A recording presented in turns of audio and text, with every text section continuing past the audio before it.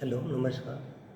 Non trading कन्सर्नचे final account तयार करत असताना सबस्क्रिप्शन हे त्या इन्कमपैकी एक मुख्य सोर्स असते. नॉन ट्रेडिंग कन्सर्न ऑर्गनायझेशनचे जे मेंबर असतात त्या मेंबर्सकडून प्रत्येकी ठराविक अमाऊंटमध्ये सबस्क्रिप्शन जमा केले जात असते, ज्याला आपण इयरली वर्गणी किंवा सबस्क्रिप्शन म्हणतो. तर नॉन ट्रेडिंग कन्सर्नचे इन्कम एक्सपेंडिचर अकाउंट तयार करत असताना वर्षभरामध्ये नेट सरप्लस किंवा नेट डिफिसिट किती झाले यासाठी एक्सपेंडिचर आणि इन्कम्स विचारात घेतली जात असतात. यामध्ये सबस्क्रिप्शन हे एक मुख्य इन्कम सोर्स असतं.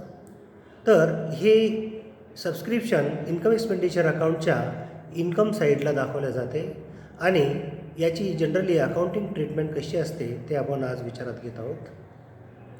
अगोदर जे काही सबस्क्रिप्शन वर्षभरामध्ये मिळालेलं आहे ते आपण इन्कम साईडला शो करायचं आहे.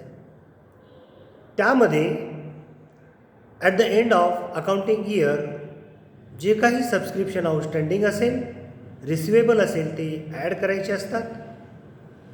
त्याचप्रमाणे जर मागच्या वर्षाचं काही सबस्क्रिप्शन आउटस्टँडिंग असेल तर ते करंट इयरच्या सबस्क्रिप्शनमधून मायनस करायचे असते.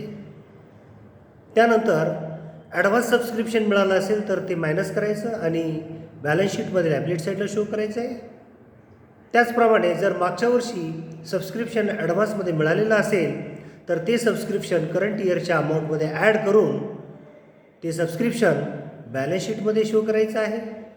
आणि शेवटी सबस्क्रिप्शनची जी नेट अमाऊंट असेल ती नेट इन्कम म्हणून करंट इयरसाठी आपणास कन्सिडर करायची असते, जेणेकरून त्याचा नेट इम्पॅक्ट हा येणाऱ्या सरप्लस किंवा डिफिसिएटवरती पडू शकतो.